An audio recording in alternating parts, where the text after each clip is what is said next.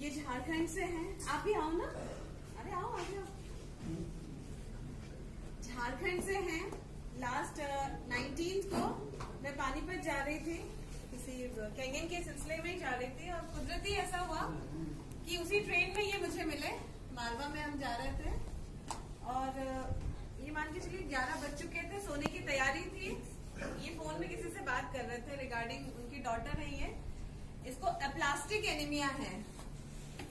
ये एक ऐसी बीमारी है जिसका भी इलाज बस ट्रांसप्लांट, बोन मैरो का ट्रांसप्लांट होता है। तो पिछले 4 महीने से काफी परेशान थे और आखिरी जो डिसीजन था वो CHF अपोलो ने कह दिया था कि आपको ट्रांसप्लांट ही करना है, और ये पूरी तैयारी के साथ जा रहे थे दिल्ली एम्स के लिए। और कुदरती ऐसा हुआ कि इनसे मिलना हुआ, मेरा बातचीत हुई, रिपोर्ट्स देखी और बताया। मैंने इनसे कहा कि आप मुझे 11 दिन का वक्त दीजिए, बस मेरी एक इच्छा है कि आप ये पानी एक बार कंज्यूम करके देख लीजिए और फिर देखते हैं रिजल्ट क्या होता है। उन्होंने समझा। ये बात ट्रेन में हो रही थी, ये सारी ट्रेन में रात के 11 बजे, बस सोने वाले थे लेग में, बीच वाले उस पे बर्थ पे थी और भैया सबसे टॉप पे थे, और ऐसे हमारी बात हो रही थी। सब सो चुके थे। कुछ टाइम बाद ऐसा हुआ कि आसपास वाले सारे आके बैठ गए और सुनने लगे मेरी बातें कि मैं क्या बोल रही हूँ।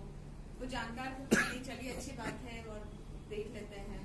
नेक्स्ट डे दिल्ली में 2 दिन बाद मैं पानीपत से आई, दिल्ली में इनसे मिली, डेमो दिखाया, इनको समझाया, और आगे की कहानी वो बताएंगे।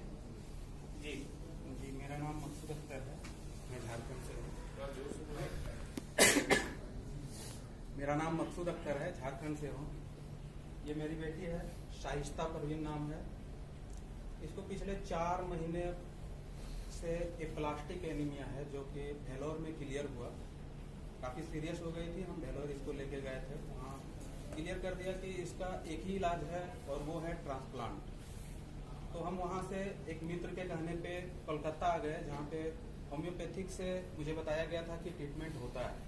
लेकिन 1 महीने वहाँ भी ट्रीटमेंट करने के बाद जब कोई असर नहीं हुआ, तो लास्टली हम यहाँ भी एक डॉक्टर होम्योपैथिक का पता चला था इंदौर, तो हम यहाँ आ गए। यहाँ आने के बाद हमने वहाँ भी ट्रीटमेंट करवाया। उस टाइम इसका प्लेटलेट्स 24,000 था। जब हम यहाँ लेके आए थे उस टाइम चेक करवाया तो 24,000 था।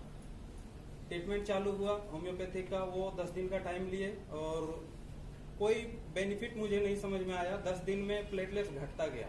लास्टली 12,000 जब हो गया तो डॉक्टर बोले कि आपको प्लेटलेट्स चढ़ाना होगा, और 2 यूनिट मैंने चढ़ाया। फिर नेक्स्ट डे जब इसका चेक करवाया प्लेटलेट्स, तो CBC करवाया तो 6,000 आ गया, यानी चढ़ाने के बाद भी वो खत्म हुआ। तो डॉक्टर बोला कि अब चढ़ाना नहीं है, क्योंकि हम CHL में एक डॉक्टर विनय बोहरा नाम के हैं हेमेटोलॉजिस्ट, उनसे भी हम मिले थे। तो वो बोले कि ट्रांसप्लांट ही इसका सॉल्यूशन है और इसके अलावा कोई उपाय नहीं है। ठीक है, तो यहाँ पे जो बिल बताए थे वो मुझे लगा कि कॉस्टली है। फिर मैंने दिल्ली पता करना चाहा और हम दिल्ली जा रहे थे। इसी दौरान हमारे एक अंकल हैं, वो JNU में प्रोफेसर हैं, डॉक्टर ये ख्वाजा इकरामुद्दीन नाम है उनका। मैं उनके संपर्क में था, फोन कर रहा था 11 बजे रात को, और उनसे मशवरा ले रहा था कि मैं किस हॉस्पिटल में जाऊं, क्योंकि एम्स में मैंने ऑनलाइन अपॉइंटमेंट लिया हुआ था। तो उन्होंने मशवरा दिया कि आप सर गंगाराम हॉस्पिटल है वहां जाइए, ठीक है, और आने के बाद हमसे मिलिए। तो यही सब हम शेयर कर रहे थे। तो मैडम शुक्रिया जी हमको बात जब फोन खत्म हो गया उसके बाद बोले कि भैया आपको क्या प्रॉब्लम है, सो आप हमसे शेयर कीजिए। फिर मैंने बताया इनको, पूरा रिपोर्ट दिए।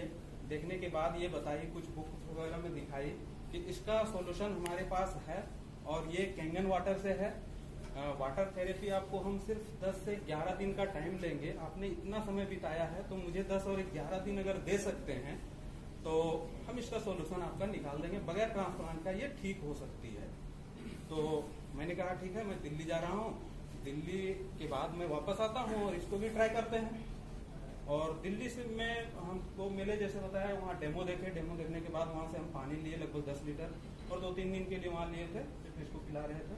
और वापस फिर हम वहाँ से सब कुछ करने के बाद मैंने अपना सारा पेपर तैयार कर लिया था ट्रांसप्लांट के लिए सर गंगाराम हॉस्पिटल में। उसके बाद हम वापस आ गए इंदौर। इंदौर आने के बाद मैं कंटिन्यू इनके पास आया और 5 दिन बाद छठे दिन में इसका सीबीसी करवाया और रिजल्ट जो आया, जो 7000 प्लेटलेट्स था वो बढ़ के 26,000 हुआ।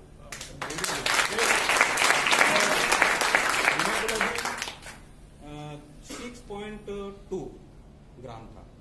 उसके बाद ठीक 29 तारीख को ये रिपोर्ट मैंने लिया था। उसके बाद 1 तारीख को दोबारा फिर हम सीबीसी करवाए तो 6.2 जो हीमोग्लोबिन था वो बढ़ के 6.50 हुआ, यानी हीमोग्लोबिन पूरे 4 महीने बाद पहली बार बढ़ा।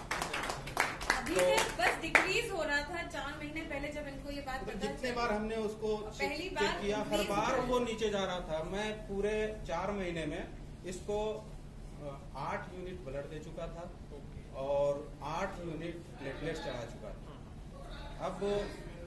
अब मुझे जिस हिसाब से लग रहा है कि अब चढ़ाने का नौबत नहीं आएगा, धीरे धीरे इंक्रीज कर रहा है।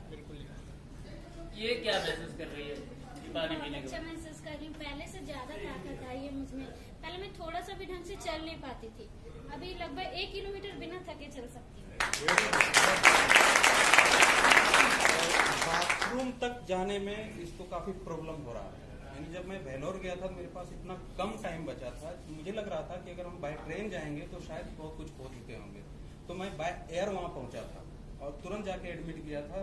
और मैं कुर्बानी जो हम लोग का ईद उल अजहा होता है जिसमें नमाज पढ़ा जाता है, हॉस्पिटल में बिताया था। इस साल मैं नमाज भी नहीं पढ़ पाया था, इस हालत में था। तो वहां जाने के बाद क्लियर हुआ कि इसको एप्लास्टिक एनीमिया है और पूरा कहानी ये था। ये बच्चे की मम्मी क्या महसूस कर रही है? अच्छा महसूस कर रही हूँ। मदीना